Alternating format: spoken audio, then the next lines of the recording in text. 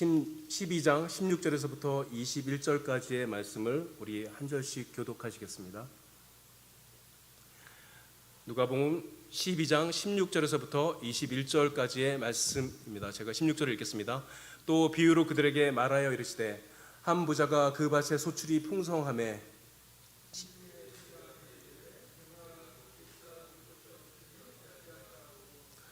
또 이르되 내가 이렇게 하리라. 내 곡간을 헐고 더 크게 짓고 내 모든 곡식과 물건을 거기에 쌓아두리라. 이르되 영혼아 여러 해 쓸 물건을 많이 쌓아두었으니 평안히 쉬고 먹고 마시고 즐거워하자 하리라 하되 하나님이 이르시되 어리석은 자여 오늘 밤에 내 영혼을 도로 찾으리니 그러면 내 준비한 것이 누구의 것이 되겠느냐 하셨으니 21절 시작. 자기를 위하여 재물을 쌓아두고 하나님께 대하여 부연 이와 같이 아멘.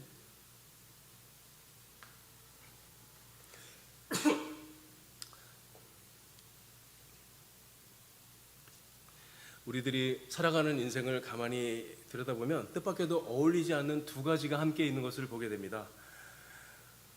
하나는 쾌락이고 하나는 허무입니다. 쾌락이라고 해서 마약을 하거나 이런 굉장히 악한 일을 말하는 것이 아니라 그저 하루하루 즐거움을 추구하면서 살아가는 삶이 쾌락의 삶이죠. 대다수의 사람들이 이렇게 살아갑니다. 그리고 그렇게 살다가 어느 순간에 인생이 허무하다는 사실을 깨닫고 느끼기도 하죠.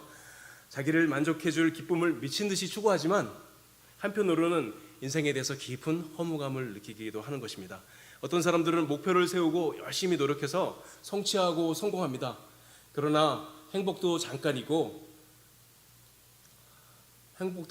것을 곧 발견하게 되죠. 성공하지 못한 사람들은 성공하지 못했기 때문에 괴로워하고, 성공한 사람들은 성공한이라고 잃어버린 것들과 자신들이 받은 상처 때문에 괴로워하기 마련이죠.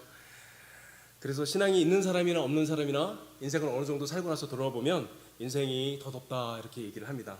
그런데 사람들을 당혹해 하는 것이 또 한 가지 있죠. 뭘까요? 그것은 모든 사람들이 반드시 죽는다는 것입니다. 사람들은 이 땅에서 삶이 영원할 것 같이 살아가지만 그러나 사실 모든 사람들이 다 알고 있죠. 인생은 잠시 살고 나면 어디로 가는지도 모른 채 죽음 뒤로 사라져 버린다는 사실을 모든 사람들이 사실은 다 알고 있습니다. 더군다나 죽음은 어느 날 갑자기 느닷없이 찾아옵니다. 태어나는 데는 순서가 있어도 죽는 데는 순서가 없습니다. 부모, 형제, 친구, 사랑하는 사람이 어느 날 사라져 버릴 때 마음에 와닿는 고통은 말로 다 할 수 없이 큽니다. 그러나 미리 막을 방법도 없지요. 그래서 사람들은 제대로 인생에 대해서 생각하고 고민하는 사람들은 인생에 대해서 절규하고 절망하기 마련입니다.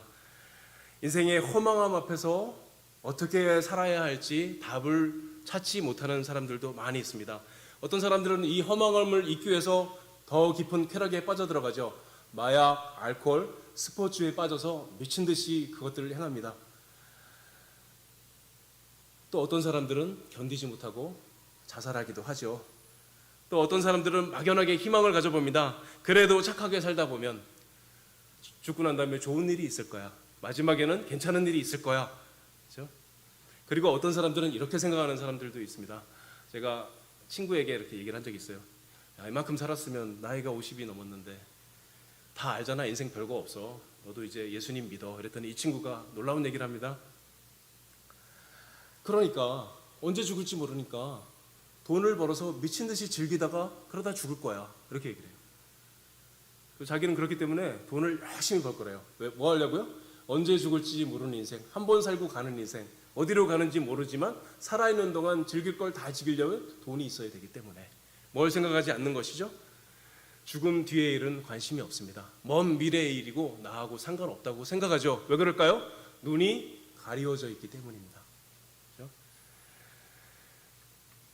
지금까지 말씀드린 것이 사실상 이 세상 사람들이 인생의 허무함을 느꼈을 때 할 수 있는 모든 것들입니다. 모든 사람은 안개처럼 사라질 인생의 허무함 앞에 서 있습니다. 우리는 이 문제를 똑바로 바라보고 답을 제시할 수 있는 사람들이 되어야 합니다. 인생의 허망함 앞에서 몸부림치는 사람들에게 때로는 알코올 중독에 빠져 있고, 때로는 더 나쁜 것에 빠져 있고, 때로는 미친 듯이 무엇인가를 찾아 헤매는 사람들에게 인생을 어떻게 살아야 된다고 알려줄 수 있는 사람들이 되어야 합니다. 어떻게 하면 가치 있는 인생을 살 수 있을까요? 오늘 읽은 말씀을 통해서 그 내용을 조금 살펴보도록 하겠습니다. 가치 있는 인생을 살아가는 비결, 첫 번째는 무엇일까요? 인생의 의미를 진지하게 생각하면서 사는 것입니다. 예수님께서 오늘 비유로 하신 말씀 본문에는 우리 주변에서 흔히 볼 수 있는 한 사람이 등장합니다. 이 사람은 인생의 의미에 대해서 생각하지 않고 자신의 야망을 위해서만 살아가는 사람입니다. 이 사람은 많은 재산을 가지고 있는 부자입니다. 안 그래도 부자인데 이번에는 풍년이 들어서 더 많은 재산을 얻게 되었습니다. 갑자기 불어난 재산을 어떻게 관리할까 고민하다가 창고를 더 크게 짓고 거기에 재산을 모으기로 결정합니다. 17절과 18절에서 이렇게 말합니다. 내가 곡식을 쌓아둘 곳이 없으니 어찌할까? 내가 이렇게 하리라. 내 곡간을 헐고 더 크게 짓고 내 곡식과 물건을 거기에 쌓아두리라. 부자는 풍년이 들어서 더 많은 재산을 얻게 되었습니다. 사실 이 사람은 잘못한 게 없죠. 풍년이 든 것은 큰 행운이지만 노력 없이 일확천금을 얻은 것이 아니기 때문입니다. 이 사람은 누구보다도 열심히 일을 한 사람입니다. 남들보다 빠르게 부동산 정보를 얻었죠. 그래서 빨리 부동산을 사고 시세 차익을 얻어서 팔고 열심히 뛰어다녔습니다. 누가 땅을 판다고 사면 얼른 가서 사고, 그렇죠? 좋은 가격에 매입하고 하는 일들을 꾸준히 했어요. 그러다 보니까 농지도 많이 늘어났고 농토가 많이 늘어나니까 일하는 사람도 많이 늘어났습니다. 그리고 재산이 느는 만큼 바빠져서 일도 더 열심히 했습니다. 대부분의 경우에 게으른 사람은 부자가 되지 않죠. 그렇죠? 부지런해도 가난할 수 있지만 게으른 사람은 뭘 해도 잘 되기가 굉장히 힘듭니다. 우리는 재벌가의 총수들이 새벽 3시, 4시면 일어나서 회의를 하고 하루를 시작한다는 얘기를 들었죠. 그렇죠? 부자들은 정말 열심히 삽니다. 노력을 많이 합니다. 게으른 사람들은 사실은 아무짝에도 쓸모가 없죠. 심지어는 뭐라 그래요? 마귀도 게으른 사람은 안 쓴다. 그렇죠? 예수님께서 이 부자를 특별한 주인이라고 말씀하지 않았습니다. 그는 오히려 성실하고 열심히 사는 사람입니다. 그러나 부자에게는 한 가지 문제가 있었죠. 그는 인생의 의미에 대해서 고민하지 않았습니다. 부자는 생각했어야 했습니다. 자기에게 주어진 재산은 어디에서 왔는가? 왜 풍년이 들어서 더 부자가 되었는가? 왜 재산은 늘어만 가는가? 그 이유는 무엇인가? 인생의 의미는 무엇이고 어떻게 살아야 하는가? 부자는 자신의 인생의 의미를 생각하지 않았습니다. 그는 그저 돈을 사랑하는 사람이었습니다. 부자가 돈을 사랑하는 이유는 무엇일까요? 돈으로 할 수 있는 일들이 너무 많기 때문이죠. 그는 많은 재산을 모았고 남은 인생을 신나게 즐길 수 있을 것이라고 생각했습니다. 그는 이렇게 말합니다. 내 영혼아 여러 해 쓸 물건을 많이 쌓아두었으니 평안히 쉬고 먹고 마시고 즐거워하자. 이제 충분히 벌었으니 여행도 다니고 좋은 것도 먹고 스포츠카도 한 대 사고 이런 생각을 했을까요? 요즘에 파이어족이라는 말이 굉장히 유행합니다. 무슨 말이냐면 20대, 30대, 40대 최대한 빠른 나이에 최대한 많은 돈을 벌어서 평생 쓸 생활비를 버는 거예요. 그 다음에 뭐 할까요? 그걸 딱 벌고 나면 더 이상 일을 하지 않고 남은 인생 동안 열심히 놀면서 사는 것을 목표로 하는 사람들, 이런 사람들을 파이어족이라고 그래요. 이게 굉장히 유행하고 있어요. 젊은 사람들이 투자의 광풍에 빠져든 것도 빨리, 하루빨리 더 이상 일 안 하는 삶을 살기 위해서 부자가 돼서 생활비를 모아놓고 즐기자, 이런 생각이었던 거죠. 이 부자도 파이어족이 되었습니다. 꿈을 이뤘어요. 그러나 이 부자는 자신의 많은 재산과 소출을 주신 분이 하나님이라는 생각을 하지 않았습니다. 아마도 주변 사람들 이 사람 보고 부러워했을 거예요. 어쩜 그렇게 돈이 많아? 아유, 부럽다. 이제 일 안 해도 먹고 살겠네. 돈 걱정 안 해도 살 수 있겠다. 정말 부럽다. 그러나 20절에서 예수님께서는 이렇게 말씀하십니다. 어리석은 자여, 오늘 밤에 내 영혼을 도로 찾으리니 그러면 내 준비한 것이 누구의 것이 되겠느냐? 부자는 자신이 모은 재산은 써보지도 못하고 죽음을 맞이하게 되었습니다. 그의 인생은 허망하게 끝나고 맙니다. 애플의 창업자 스티브 잡스의 재산이, 제가 오래전에 막 찾아봤는데 8조에서 10조 이렇게 두 가지로 얘기하는 정도 사람들이 있어요. 한 10조 된다고 생각해봐요. 어마어마한 재산이죠. 한 사람의 사업가 재산이 10조래요. 그런데 돌아가셨죠. 죽었어요. 써보지도 못하고 죽었습니다. 잡스가 죽고 나서 몇 달 있다가 잡스의 아내 이름이 노렌 파월 잡스인데 이 사람이 새로운 남자친구가 생겼다 그래요. 그러니까 신문기사에 뭐라고 났을까요? 잡스의 재산이 잡스가 알지 못하는 남자에게 가게 생겼다. 그렇죠? 어리석은 자여, 오늘 밤에 내 영혼을 도로 찾으리니 그러면 내 준비한 것이 누구의 것이 되겠느냐. 하나님의 말씀은 진리죠. 이 일들이 날마다 우리가 살아가는 세상에서 그대로 일어나고 있습니다. 예수님께서 이 부자를 어리석은 사람이라고 하셨습니다. 이 부자가 어리석은 이유는 자기를 위하여 재물을 쌓아두는 자였기 때문입니다.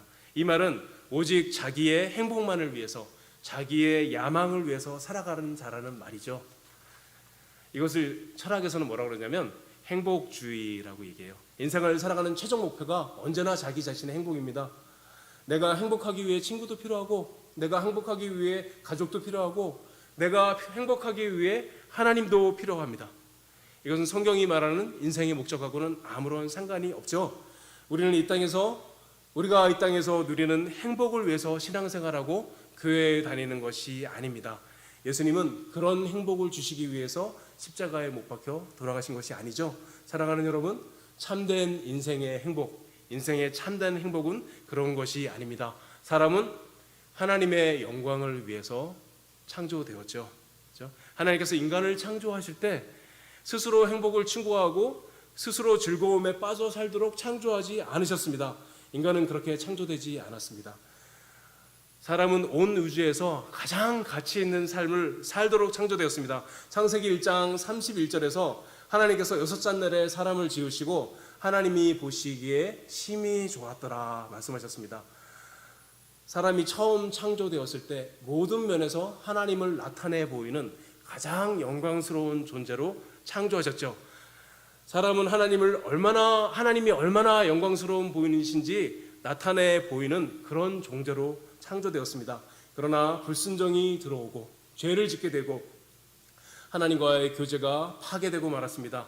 하나님과 관계가 파괴되자 인생은 가장 허망한 것에 종이 되고 말았습니다. 인간은 허망한 것에 종이 되고 말았습니다. 인간은 스스로 자신의 만족을 위해서 사는 존재가 되고 말았죠. 하나님 없이 살기, 하나님 없이 행복하기, 얼마나 무서운 말이에요. 인간은 하나님 없이 행복을 찾아 헤매는 존재가 되었습니다. 이것이 인생이 허망하게 된 가장 중요한 이유입니다. 누구든지 상관없습니다. 가난한 사람이건 부한 사람이건 학식이 없는 사람이건 공부를 많이 한 사람이건 상관없이 하나님이 없는 삶을 살아간다면 그 사람은 부자의 허망한 삶의 결말과 똑같은 결말을 맞이할 수밖에 없는 것입니다. 잠시 죄악의 낙을 즐길 때는 기뻤지만 때가 되면 허무하게 죽음을 맞이하게 될 수밖에 없는 것이죠. 도살장 아시죠? 마치 도살장 옆에서 죽음을 기다리는 가축들과 비슷해요. 도살장 옆에 큰 우리를 만들어 놓고 양떼를 모아놨다고 생각해봐요. 얼마나 신나는지 몰랍니다. 친구들이 많아요. 먹을 것도 많아요. 주인이 인심도 좋은지 물도 많이 주고 친구도 많아서 신나게 떠놉니다. 열심히 놀고 있는데 열심히 놀던 친구 하나가 사라졌어요. 어디 갔지? 이상한 애 없네. 그런데 다른 친구가 또 들어옵니다. 놀자, 신나게 놉니다. 맛있는 것도 많이 먹고 놀다 보니 또 다른 사람이 사라졌어요. 어디 갔지? 사라지고 없네. 이상하다. 그리고 또 놉니다. 놀기에 바빠서 정신없이 놀다가 보니까 이제 드디어 자기의 차례가 되었어요. 얘들아, 나 끌려가. 사람들이 나를 데리고 가. 아무도 안 쳐다보죠? 어디로 갔을까요? 도살장으로 끌려가서 죽음을 맞이하게 된 거죠. 그때야 비로소 알게 되었습니다. 그동안 사라졌던 친구들이 다른 데 간 것이 아니라 도살장에 끌려가서 죽었다는 사실을요. 인생도 똑같죠. 사람들은 행복하기 위해서, 성공하기 위해서, 욕망을 이루기 위해서 열심히 살아갑니다. 그러다가 누군가가 죽었다는 소식을 듣습니다. 하루에도 수많은 사람들이 죽었다는 뉴스가 나옵니다. 그러나 별로 신경을 쓰지 않습니다. 누군가가 죽었다 그러면 가까운 사람이면 장례식장에 찾아가서 한번 들여다보고 오게 되죠. 그리고 가까운 사람이면 마음에 슬퍼하지만 잠시 뒤면 잊어버리고 자신의 삶을 열심히 살아갑니다. 그러다가 때가 오죠. 자기 차례가 와서 자기가 죽음을 맞이할 때가 옵니다. 그때 얘기합니다. 얘들아, 내가 죽는구나. 사람들이 이렇게 죽어갔구나. 이미 너무 늦었죠. 더 이상 다른 방법이 없는 때가 오고 만 것입니다.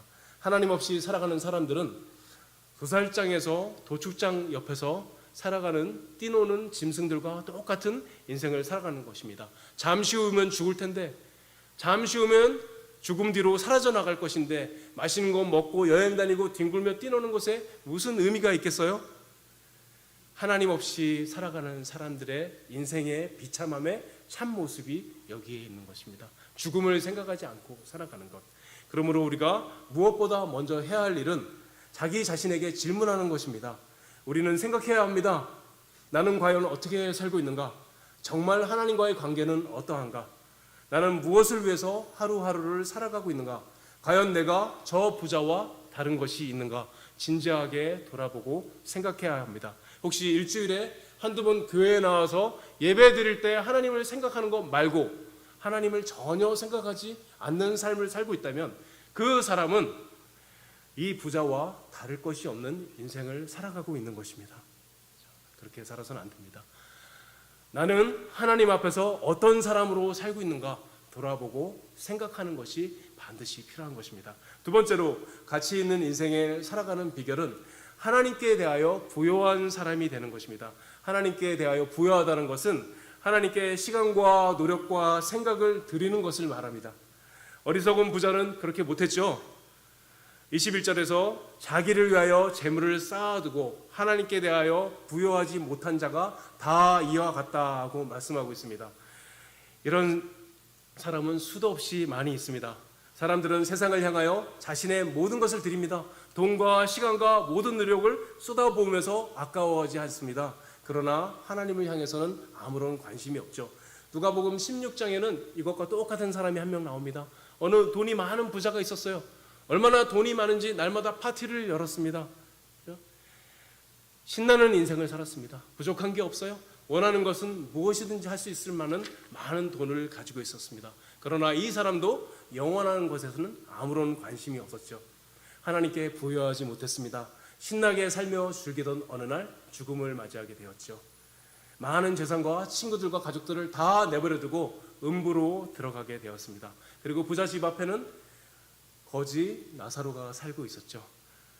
그는 사람들이 가치없는 인간이라고 손가락질하는 삶을 살아야 했지만 영혼을 사모하는 삶을 살았던 사람입니다. 힘든 인생을 살았지만 나중에 죽음 뒤에 아브라함의 품에 안기게 되었죠. 어디에서 이 큰 차이가 났을까요? 누가복음 16장 28절에서 부자가 음부에서 얘기합니다.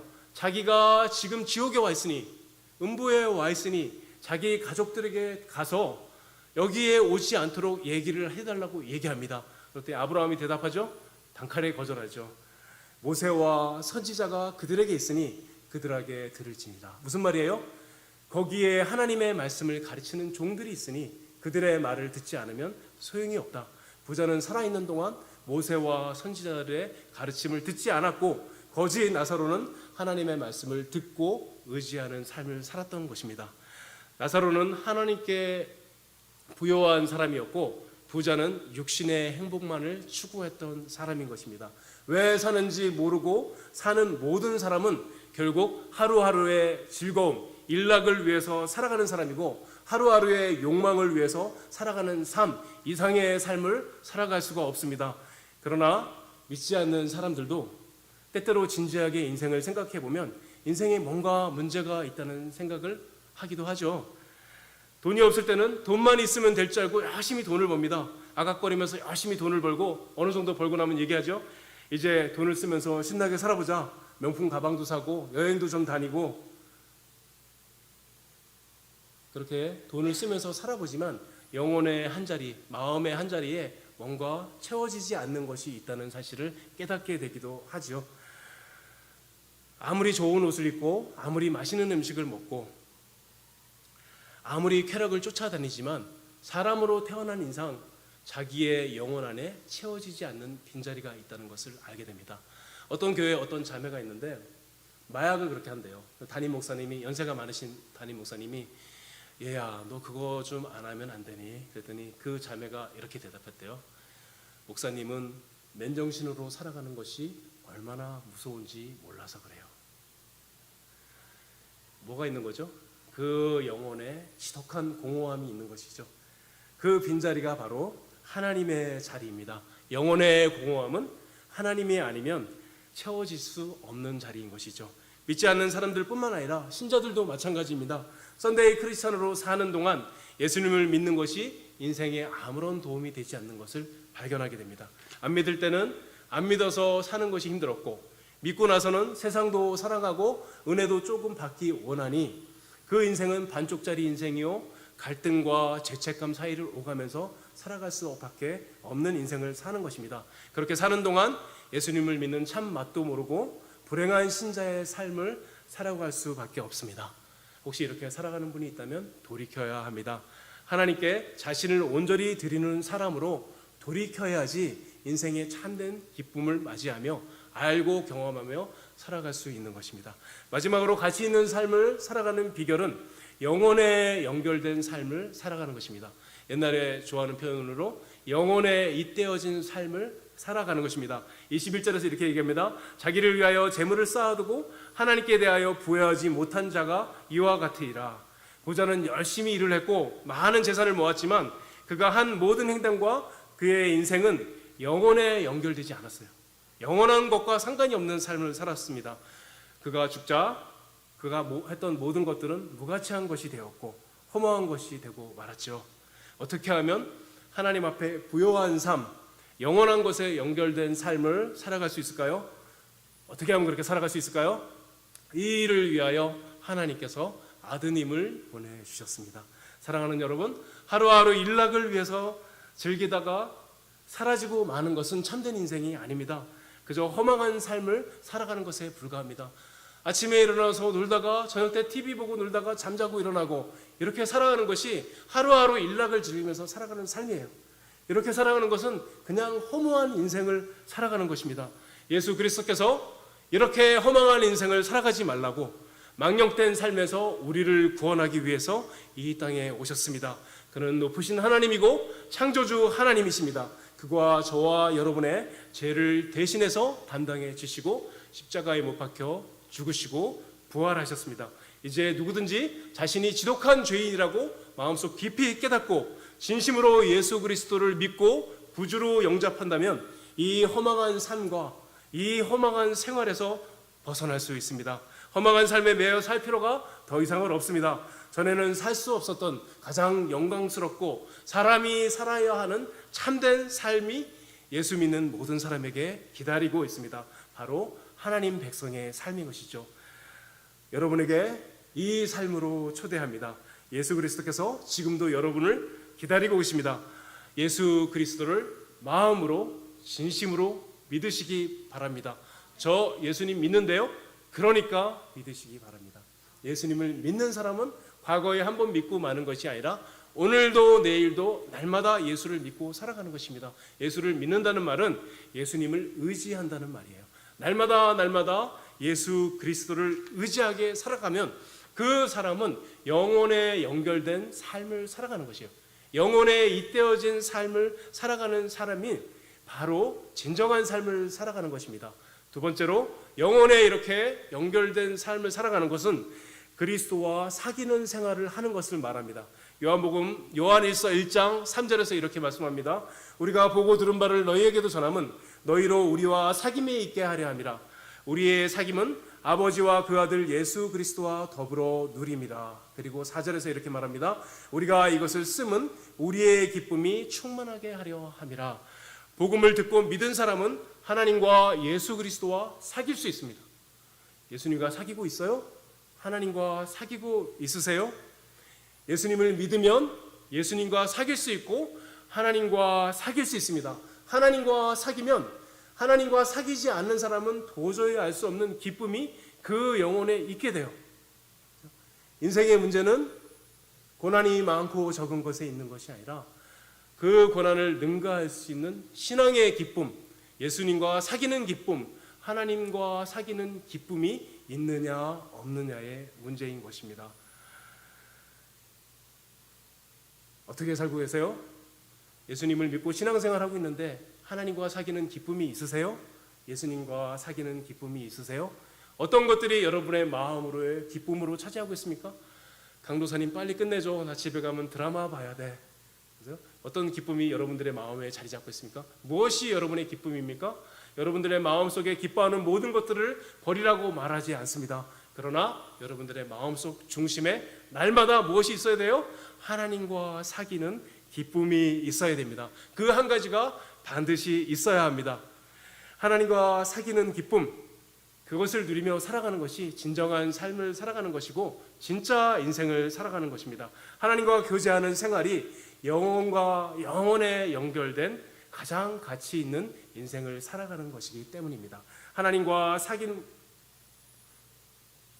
기쁨이 있는 사람은 아무리 보잘것없는 삶을 살아가고 남들이 보기에 아무리 가난한 삶을 살아가도 하나님의 나라의 일을 하면서 살아가는 사람이고 하나님의 영광을 위해서 살아가는 사람이며 하늘에서 큰 자인 것입니다.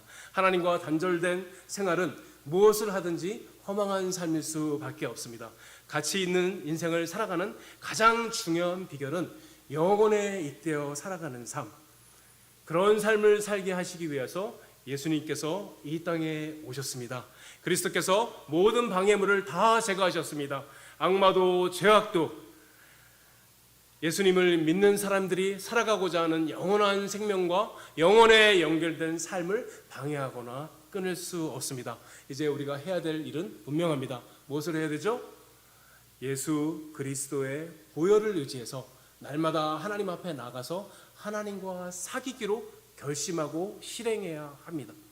날마다 예수 그리스도를 의지해서 하나님과 교제하는 기쁨을 누리기를 원하는 마음이 있어야 하는 것입니다. 그러므로 우리들 마음 가운데 간절히 소망할 것은 다른 것이 아니라 그분을 찾고 추구하고 바라고 하나님과 사귀기를 갈망하는 것입니다. 이 마음이 우리 가운데 있었으면 좋겠습니다. 그리고 이렇게 기도하면 좋겠습니다. 예수님, 저를 고쳐주시옵소서. 저에게 하나님과 사귀고자 하는 소망을 허락하여 주시옵소서. 하나님과 사귀는 기쁨이 가득한 삶을 살아갈 수 있도록 저를 도와주시옵소서 하고 기도하는 우리들이 되었으면 좋겠습니다. 아멘. 기도하겠습니다. 아버지 하나님, 우리들 가운데 크신 은혜를 베풀어 주셔서 가치 있는 인생을 살아갈 수 있도록 도와주시옵소서. 우리들에게 믿음을 허락하여 주셨으니 예수님과 사귀는, 하나님과 사귀는 참된 인생을 살아갈 수 있도록 주님 역사하여 주옵시고 도와주시옵소서. 예수님의 이름으로 기도드립니다. 아멘.